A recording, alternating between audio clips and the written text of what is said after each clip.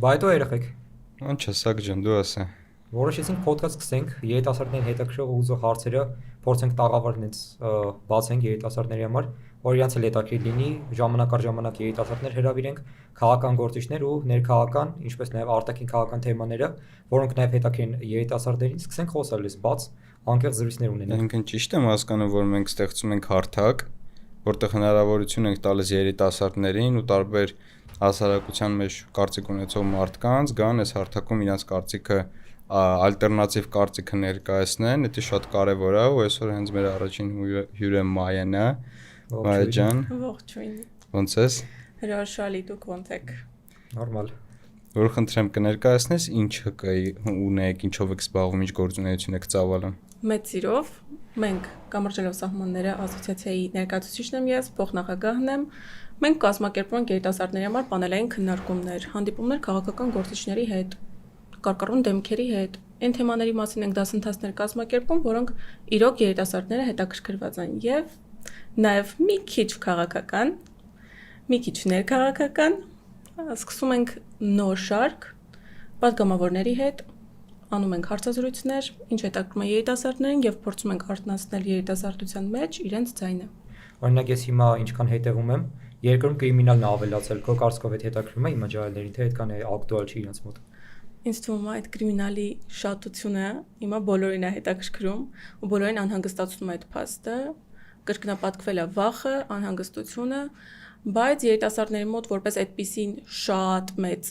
վախ կամ անհանգստություն չեմ նկատում։ Ես հետևում էի Քրիստինե Վարդանյանն էր հրապարակում արել, թե ինչքան է աճել տարիների ընթացքում ՆԳՆ-ի ծախսերը 63.3 միլիարդից 2018 թվականից սկսած այսօր դարձել է 210 միլիարդ դրամ, բայց դրա հետ մեկտեղ մենք նայում ենք երկրում բարդակ է։ Ես իմ տանեցիներից, իմ ծանոթներից շատ եմ լսում, որ 90-ական թվականներին էր տենց վիճակ, բայց շատ եմ լսում, որ հիմա ավելի վատ է, քան 90-ական թվականներին էր, ու դրա հետ մեկտեղ այսօր մենք տենում ենք ամեն օր գրեթե փողոցներում սպանություններ են լինում։ Աջափնյակի դեպքը, Արմավիրում մարդուն կախում են դիակը այդ Արմավիր գրած ցուցանակի վրայից, Գյումրիում դուրս են գալի 4-5 հոգով, մի հոգու դանակահարում են։ Վերջերս էլի կենտրոնում ազգային գրադարանի մոտ 20 հոգով ծեծեցին մի հոգու։ Երկրում էս տոտալ բարդակ է, իսկ ՆԳՆ-ն գվարդիալ են արդեն նոր ինչ-որ ստեղծել, այդ բոլորը զբաղված են իշխանության սատելիտ հանդիսանալով, այսինքն իրանք աշխատում են մենակ ընդդիմության դեմ։ Քաղաքբանտարկյալների թիվը աճում է, բայց կրիմինալի թիվը էլ ավելի արագ է աճում երկրում։ Այսինքն ՆԳՆ-ն զբաղված է միան ընդդիմադիր գործիչներին լրացնելով։ Այսինքն մենք այս վիճակն ունենք բոլոր ոլորտներում, չգիտես թե մենք ունենք ահռելի պետական պարտք, արտաքին պետական պարտք, բայց որ ասենք մատը ստանեմ դնեմ, ասեմ այս իրա վրա է ծախսվել, չկա տենց բան, բայց միաժամանակ, որ մենք նման ահռելի գումարներ ենք տալիս այս ինստիտուտներին, համարյա բոլոր ուղղություններով բարտակ վիճակ է ու փոխանակ մենք գնալով հաջողություն գրանցենք, անկում ենք ապրում, այս ինչի՞ց է գալիս քո կարծիքով։ Ամենաթողությունից է, որ մարդիկ իրենց տեղում չեն, պաշտոնյաները իրենց տեղում չեն ու կարծիքով։ Հիմնականն է դա, այսինքն մարդիկ Անկործությանը մատնվել բնականաբար դա անձնաչափ երևում է։ պետական իշխանությունից շատ բան է գալիս։ Եթե իշխանության են թույլ մարդիկ, հետեւաբար մենք ահռելի իշխան ուզում ենք փող ծախսենք այս ինստիտուտների վրա, այդ ինստիտուտները զարգացում գրանցելու փոխարեն անկում են ապրելու իրենց գործունեության մեջ։ Այսինքն մարդկանցից է գալիս, մենք պետք է այսի ֆիքսենք։ Հիմա ես նկատում եմ, որ երիտասարդության մեջ բավականին մեծ անտարբերություն կա քաղաքականության, ասենք հասարակական կյանքի նկատմամբ, ինչի՞ց է այդ խնդիրները գալիս։ Շատ եմ հանդիպումներ ունում երիտասարդների հետ, համալսարանում, դրսում, բավականին մեծ շրջապատ ունեմ ու բոլորին երբ որ հարցնում եմ, ասում են մենք քաղաքականությամբ չենք զբաղվում։ Գլխավոր բանը դա է։ Դա մեծ խնդրեմ է, քիչ են զբաղվում։ Գլոբալ ամբողջ երկրում է, ոչ թե մենակ ջահելների մեջ այդ խնդիրը։ Բայց հիմա մասնավորապես երիտասարդների ձայնը շատ կարևոր է, Սակ ջան։ Մանավանդ մեր այս տարիքային շեմը 18-ից 25, 35 տարեկանները իրենք շատ ակտիվ պետքա զբաղվեն այդ ամեն ինչով, որտեղ երիտասարդությունը պետության շարժիչ ուժն է։ Իրանք պետքա սկսեն։ Բայց չգիտեմ, մենակ այդ եմ լսում, որ մենք քաղաքականությամբ չենք զբաղվում կամ մենք անկուսակցական ենք։ Այդ շատ կամ իրանց չի հետաքրքրում, կամ սաղել նույնն են, կամ եւ այլն նմանատիպ բան։ Բանկա չասում, միջև այդ խնդիրը չի հասնում իրանց տներին, իրանք տեղից չեն շարժվում։ Հիմա այդ խոսացինք կրիմինալի շատությունից։ Հիմա ով կպատկերացներ, որ Գյումրիում այդ դեպքը տեղի կունենար։ Ու Գյումրիի երիտասարդները սկսեցին իրանք էլ անհանգստանան արդեն։ Միջև Երևանում Աջափնյակի դեպքը տեսան բոլորը գրեցին, այդ ինչա կատարվում մայրաքաղաքում, բայց հիմա մենակ մայրաքաղաքում չէ, հիմա Հայրաքաղաքում էլ։ հայրաքաղաքում էլ, քույր քաղաքներում էլ, եղբայր բոլոր տեղերում այդ խնդիրը կա։ Երիտասարդները, չգիտեմ, սպանել են երիտասարդների մեջ այդ իրենց կարևորությունը։ Դպրոցներում նույնիսկ ասում են դու ինչ ես դառնալ, որ մեծանց մարդ կդառնաս, նրանց թե չէ։ Հենց դպրոցներից պետքա սկսենք, որ կրթեն երիտասարդների, ովքեր որոնց ձայնը շատ կարևոր է։ Հիմա իշխանությունը թիրախավորել է երիտասարդներին, Նիկոլի սրտիկներով, ու ոչ միայն այդ վարչաբենդը մեկը։ Երիտասարդության վրա կոնկրետ կենտրոնացել են իրանք։ Մի հատ ոչ ակտուալ բան ասեմ, օրինակ իմ համար լրիվ նորմալ է, որ երիտասարդները չեն ուզում զբաղվել քաղաքականությամբ, ինչքան էլ ես քաղաքագիտության բաժնում եմ սովորում, ես էլ եմ հասկանում, որ ամենալավ բանը չի քաղաքականությունը, որով կարելի է զբաղվել այս կյանքում, ինքը շատ ռիսկեր է իր մեջ պարունակում, ինքը ամենամաքուր դաշտը չի, այստեղ ամեն ինչ հնարավոր է, քաղաքականությունը իմ համար ամեն ինչի մասին արվեստ է ու լրիվ նորմալ է, բայց եթե հարցը վերաբերում է արդեն մեր կրոնին, մեր հայրենիքին, այդ արդեն քաղաքականություն չի, այդ արդեն մեր գոյաբանական ապրելու մի մասն է, որ մենք պետքա ոչ թե զբաղվենք քաղաքականությամբ, իսկ մենք պետքա բացատրենք երիտասարդներին, քո այդ թեզը իմ կարծիքով սխալ է, որ երիտասարդները զբաղվեն քաղաքականությամբ, չէ, այս քաղաքականություն չի, այս գոյաբանական պայքար է, այս պայքարը մեր վաղվա օրվա համար, եթե մենք վաղ ուզում ենք ապրենք ստեղ ընտանիք ստեղծենք ու մեր ժառանգները ապրեն այս երկրում, հիմիկվանից մենք պետքա պայքարենք մեր երկրի համար, ու այս քաղաքականություն չի, այս զուտ մեր հայրենիքի համար պայքարը, այս ինչ որ միտեղ նաև հայրենասիրություն է։ Մենք օրինակ մենք զգացել ենք, որ այդ բացը երիտասարդության կա ու մենք սկսել ենք զբաղվել դրանով, չէ՞։ Բայց գալու է բոլորի կյանքում մի հատ փուլ, որ իրանք հասկանան, որ իրանք պետք են X գործին։ Չեմ ասում կոնկրետ քաղաքականությանը, բայց հիմա թիրախավորվել է եկեղեցին։ Մայան եկեղեցու թեման արծարծեց, իմ համար շատ զգայուն ու շատ կարևոր թեմա է, սպայն երևի թե առաջնային թեման է,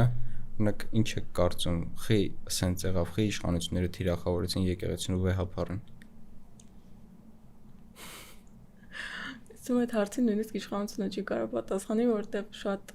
սպոնտան այդ ամեն ինչը եղավ։ Մի օր քնեցին արթնացան, որոշեցին։ Չէ, հետաքրքիր է, չէ, 8 տարի իշխանության լինելով հանդերձ։ Ինչի որոշեցին այս վերջին շրջանում սկսեն, ինչ եղավ, որ իրենք հիմա որոշում կայացրեցին։ Այս նույն բանը 2018-ին էին ուզում անեն։ 2018-ին, բայց ինքը, բայց իշխանությունները չաջակցեցին այդ նախաձեռնությանը։ Որտեվ իշխանությունները այդ ժամանակ չէին ուզում իրենց ռեյտինգը գցեին, իմ կարծիքով այսօր իրանք այդ ժամանակ ռեյտինգի խնդիր չունեին։ Այ հիմա ունեն, իրանք հիմա չպետք է տենց բան անեն։ Բայց հիմա իրանք այնքան կարմիր գծեր են հատել, որ հասել են այդ կարմիր գծին, եկեղեցու կարմիր գծին ու արդեն էդել են պատրաստ իրենք հատել։ Ես օրինակ այս թեմայով շատ եմ մտածել ու եկել եմ եզրահանգման, որ քանի որ Արցախի անկումից հետո մեր վեհապար հայրապետը Գարեգին II-ը լինելով հայ առաքելական Սուրբ եկեղեցու առաջնորդ սկսեց միջազգային հարթակներում հիշատակել, արծարծել Արցախի հարցը, ասել, որ Արցախի հարցը փակված չէ, որ մենք ունենք ռազմագերիներ, ազգային արժեքների պահպանության խնդրի մասին խոսած, ու այդ ամեն ինչը բնականաբար զայրացրեց Նիկոլ Փաշինյանին ու իշխանություններին, որովհետև իրանք հիմա այդ բոլոր արժեքների մեջ, որը ես նոր թվեցի, դրա դեմ միասնական պայքար են տանում։ Իսկ վեհապար հայրը մենք բոլորս հասկանում ենք եկեղեցու մասշտաբը, եկեղեցու նշանակությունը դերը, ու երբ որ եկեղեցին որպես ազգային կառույց, որը դարերով իրականացրել է հայապահպանության սրբազան գործը, սկսեց դիմադրել իշխանություններին, ասել չէ, այդ է ազգային արժեքները, մենք պիտի դրանք պահպանենք։ Այդտեղ արդեն բնականաբար իշխանությունները ուրիշ ելք չունեցան, հիշում եք, կարծեմ Շվեյցարիայում մեր կաթողիկոսը հիշատակեց Արցախի հարցը, որից ընդամենը 2 օր հետո, որից ընդամենը 2 օր հետո իշխանությունները սկսեցին արդեն ակտիվ գործողություններ, այսինքն, ես չգիտեմ, հավաքներ, ստատուսներ, նման մակարդակով, ինչին կարծիքով անթույլ է հայուախառն, բայց նաև մի բան արձանագրեմ, ես նկատել եմ, որ մեր ներքաղաքական կյանքում միակ նպատակին, որը Նիկոլ Փաշինյանը չի ասել, բնականաբար ներքաղաքականում, դա կաթողիկոսին հեռացնելն ու ինչ որ իրան հնազանդ կաթողիկոս նշանակելն է, ինքը այդ նպատակին չկարած հասնի։ Միակ նպատակը ներքաղաքական կյանքում, որին ինքը չհասավ։ Բացի այն, որ Շվեյցարիայում հայտարարություններ արեց ԱՄՆ ուղերձներում, բոլորս էլ տեսանք, որ իշխանությունը եկեղեցու դեմ հարձակումը սկսեց Փաշազադեի հայտարարությունից հետո, երբ որ այդ պահանջեցին Ադրբեջանը ու Թուրքիան։ Հիմա այդ նույն Ադրբեջան-Թուրքիայի պահանջով ինքը սահմանադրությունն էլ ուզում փոխի, եկեղեցին էլ կքանդի, ամեն ինչ կանի, եթե Արցախը հանձնեց, էլ կարմիր քիչ չունի իմ կարծիքով այս իշխանությունը։ Արցախը ինչ որ մեր պահող Հայաստանը պահող մեր դարպասներ, չէ՞, մենք միշտ այդ ենք, Արցախը մեր հայրենիքի դարպասներ, բայց այսօր եթե Արցախը չկա, արդեն մնացած հարցերը Նիկոլ Փաշինյանի համար որոշակիորեն արդեն հեշտ են տրվում։ Ու խոսացինք էլ շատ կարևոր է, մենք խոսում ենք քաղբանտարկյալների թեմայից, բայց պետք չի մոռանանք, որ մենք Բաքվում ունենք հայրենակիցներ, որոնք շինց ու դատապարտվեցին ՑՄԱ մի մասը 20 տարի ազատազրկման ու պետքա որ անընդհատ մենք խոսենք Բաքվում մեր շինց ու դատավարությամբ դատապարտված հայրենակիցների մասին, որ բացարձակ տարբերություն չկա, մենք էլ ենք հայ, իրենք էլ են հայ ու հենց ռազմաքաղաքական էլիտան է, որ կալանավորվել է Բաքվում։ Ցավալին դա է, որ մեր հայրենակիցներին եւ Բաքվում են դատում եւ Հայաստանում։ Իստումա կրկնակի ամոթ է դա, որ մենք Հայաստանում ունենք քաղբանտարկյալներ։ Ունենք քահանաներ, ովքեր հիմա Եպիսկոպոսներ շինծու առանց ոչ մի իրավական հիմքի։ Այո, դատվում են ու շատ ամոթ է դա։ Իսկն մեր հայրենակիցներին, մեր հողը պահողներին, այսպես ասած, Արցախի ողնաշարներին, Ռուբեն Վարդյանին, ով ահռելի ներդրումներ է կատարել։ Միանշանակ իրան 20 տարով դատապարտեցին, մենակ նրա համար, որ ինքը հայ է, հայրին շատ է սիրում, հայ գործիչ է, ես չգիտեմ, կրկնակի ամոթ եմ զգում, որ մենք Հայաստանում ունենք քաղբանտարկյալներ։ Խոսացինք քաղբանտարկյալներից, խափանման միջոցներից, այս օրինակ ես գնացել էի Բագրատ Սրբազանի եւ մյուս 17 արտարների դատին ու տեսնելով Բագրատ Սրբազանին, ասեմ, որ նույն մարդներ ավելի ուժեղ, ավելի վճռական, ավելի անկոտրում ու հարց իմ մոտ նորից առաջացավ ու շատ առաջացել։ Ինչի Բագրատ Սրբազանը կալանավորվեց։ Ասեմ ինչի, որովհետեւ Բագրատ Սրբազանը հայա, ով պայքարեց իր հայրենիքի համար։ Ինքը միակ մարդն է, ով 2018-ից ի վեր կարողացավ մի ամբողջ հրապարակ լցնել այս իշխանությունների դեմ։ Էդի իրան չներվեց։ Բագրատ Սրբազանին էդի չներվեց։ Հիմա Բագրատ Սրբազանին ասում են խափանման միջոցի հարցն են քննարկում, ասում են տնային կալանք, վարչական վերահսկողություն, ասում են ոչ մի պետք չի, դուք ինձ հարցրել եք, ես ուզում եմ տնային կալանք, ուզում եմ վարչական վերահսկողություն։ Ինքն է մարդը, տեսեք, ինչպեսի արժե համակարգ ունի։ Ասում է, ես կամ ես դատարանից դուրս եմ գալու արդարացված, կամ ես դուրս չեմ գալիս այս դատարանից, ես գնում եմ նորից կալանքի։ Իմ համար ամոթ է, որ ես այդ գործով անցնում եմ։ Այդպիսի մարդ է Բագրատ Սրբազանը, ուզում եմ արձանագրենք հատկապես Բագրատ Սրբազանին, ով ակտիվ պայքար մղեց այս իշխանությունների դեմ, ու հիմա կալանավորված է ու ասեմ, որ Բագրատ Սրբազանը իսկապես մեծ հայ է, մեծ անվան հոգևորական է ու պատմությունը հաստատ գնահատականը տալու է։ Խոսացինք Բագրատ Սրբազանից, Էլիզա Մանթաշյանցը, կին քաղբանտարկյալ, ով ուղղակի աջակցում էր Բագրատ Սրբազանին, մասնակցել էր Սրբազան պայքարին, ինքը նույնպես կալանավորվել էր։ Այսինքն այս շինծու գործով մենակ Բագրատ Սրբազանը չի անցնում, 17 հոգի էլ են անցնում։ Աջակցողները Չախալյան Վահագին էլ այսօր խափանուն միջոցով փոխեցին տնային կալանք, որ էլ ինձ շատ հարազատ մարդ է, իմ պայքարի ավականքերն է Չախալյան Վահագը, իրանից մենակ տենց պայքարելու ուժ եմ ես սովորել, թե երբեք պետք չի հանձնվել, իրանից մենակ ես դրական ու լավ բաներ եմ։ Ճիշտ է, տնային կալանքը էլի կալանք է, բայց գոնե լավ է ընտանիքի հետ է ինքը։ Եվս մի ամոթ տեղ ունեցավ, մի քանի օր առաջ երևի տեղյակ եք, դա ուղղակի ես չգիտեմ, հայտարարության պիկներ, որ ամենանայած կաթողիկոսի նկատմամբ քրեական հետապնդում է հարցվում ու խափանման միջոց է կիրառվում, երկից բացակայելու արգել։ Եպիսկոպոսաճողովը խափանելու նման միջոց, այսինքն եպիսկոպոսած, դրանք սենց եղավ ժամանակագրական հաջորդականությունը։ Նիկոլ Փաշինյանը ասուլիս է տալիս, հայտարարում է, ասում է, ուզում եք գանձերը տանեք, ես թույլ չեմ տալու։ Դրանից մի օր հետո կաթողիկոսին Գարեգին II-ի նկատմամբ քրեական հետապնդում է հարուցվում ու խափանման միջոց է կերում, որ երկրից չբացակայի։ Իսկ դրանից մի օր հետո արդեն կաթողիկոսը պետքա մեկներ Ավստրիա եպիսկոպոսաց ժողովին, այսինքն ինչ եղավ Նիկոլ Փաշինյանի հայտարարությունից մեկ օր հետո ու եպիսկոպոսաց ժողովից մեկ օր առաջ։ Իսկ ուղղակի աբսուրդ, այսինքն ակնհայտ է, չէ, որ քաղաքական հետապնդում է այսի։ Պատկերացնում եք, ըստ մեր սահմանադրության մեր երկրի պետությունը իրավունք չունի խոչընդոտի եկեղեցու ներքին գործերին, այսինքն կաթողիկոսը որոշում է կայացնում ու Տիրադավ Արման Սարոյանին պաշտոնանկանում, ինչպես եւ նշանակել էր։ Ինքնին գնում են դատարան, բողոքարկում են, դատարանը վերականգնում է պաշտոնում, կաթողիկոսն ասում է, «Էսի ձեր տիրույթում չի էլ, դուք չեք կարա եկեղեցում ասեք, ում պաշտոնան կանենք, ում նշանակենք, դա եկեղեցու ներքին ինքնավարության մասին է»։ ու դատարանը նոր քրեական հետապնդում է հարուցում կաթողիկոսի ու եւս մի քանի սրբազանների բարձրաստիճան հոգեվորականների նկատմամբ տվյալ դատարանի որոշումը խոչընդոտելու համար։ Պատկերացնում եք ինչ աբսուրդ է էսի։ Իսկ ինչ եք կարծում, այս սա խնդիրները, որ քննարկում ենք, լուծումը ո՞րն է։ Իշխանափոխություն։ Դրա համար ի՞նչ է պետք ունենալ։ Ասեմ, ուժեղ ընդդիմություն։ Չէ, ուժեղ ընդդիմություն։ Մենք եք մի հատ այդ թեմային գանք, ինձ այդ թեման վերջին շրջանում շատ է հետաքրքրում, որն էր մեր ընդդիմության բաց թողումը, որ մենք հասանք այսօրի։ Չէ, դե բաց թողումներ շատ են եղել ու ամեն դեպքում 8 տարի ընդդիմությունը պայքարի մեջ է եղել, բնական է 8 տարում սխալներ կարային լինեին, սխալներ եղել են, որ մասշտաբային են, սխալներ են եղել, որ իրանք փոքր սխալներ էին, որ ու մասշտաբային սխալներն կային իմ կարծիքով, որ կարային չլինեին, նույն Բակրատ Սրբազանի շարժումն էլ ինքը մեծ պոտենցիալ ուներ, բայց տեսանք ոնց ժամանակի ընթացքում ինքը մարեց ու կարացավ իշխանությունը մաշացին այս շարժումը, բայց ինձ թվում է այսօր ավելի լավ է փորձենք խոսանք, փորձենք աջակցենք ընդդիմությանը, չխոսանք ընդդիմության բացերից, այլ խոսանք ընդդիմության առավելությունից, այլ խոսանք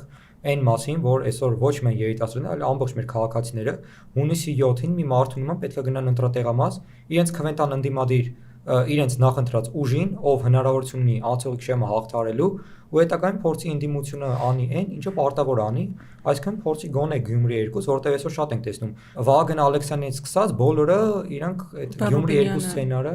իրանք համար անդուլ կամ ես չեմ հասկանում, լավ, ասում են մենք Գյումրի 2 սցենար չենք թողելու դուք անեք, այսինքն ոնց ընդդիմությունը արդար գնում է ընտրության, արդար ժողովրդի քվեն ստանում է, այսինքն ձեզնից մեծամասնություն է կազմում ընդդիմությունը, հավաքական ընդդիմությունը, ոչ թե մի ուժ, հավաքական ընդդիմությունը ձեզնից շատ ձեն է հավաքում, ու դուք ոնց եք պատկերացնում, որ չեք թողել Գյումրի 2 սցենար։ Դուք ով եք որ չթողեք, այս ժողովրդական process է։ Եթե սահմանադրությունը թողում է, բեսպրիձել լինելուց։ Գյումրիում է ժողովուրդը գնաց ընտրած իր հավանած, իր նախընտրած քաղաքական գործիչին ու պրավալ։ Այս վերջերս Գյումրիից խոսացինք, այս վերջերս Ուժեղ Հայաստան կուսակցության ներկայացուցիչները Սամվել Կարապետյանի կուսակցության գնացել են Գյումրի, նրանք շրջել են ընդհանուր Շիրակի մարզով, գյուղերով ու հայրաքաղաքում վերջում, ու ասենք համակարգողներից ինչ որ մեկը Վիմա մարդը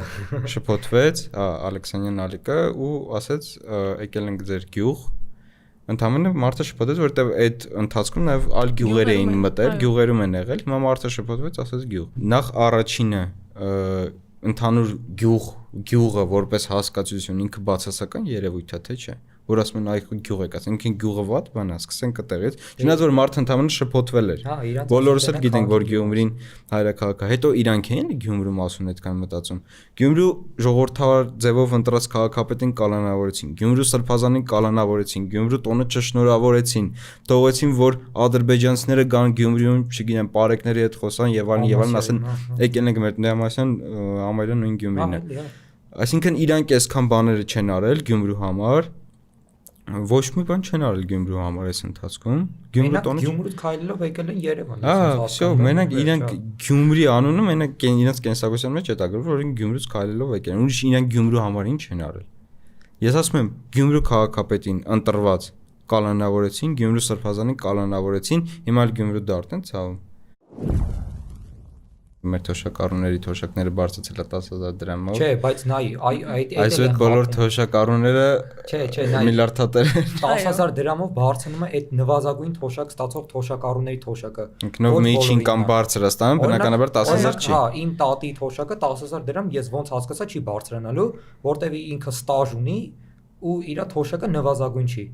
Այսինքն միջին կամ բարձր։ Հա, այսինքն 36000 դրամ ստացող թոշակառուներն են, ոնց հասկացա ես, իրանց նա 10000 դրամ։ Կամ լավ, մի բան էլ ես չեմ հասկանում։ Ընտրություններից երկու եկան ամիս առաջ ինքը ասում էր, ինչի՞ է պետք թոշակառուներին այդ փողը, իրանք չգիտեն որտեղ ծախսեն,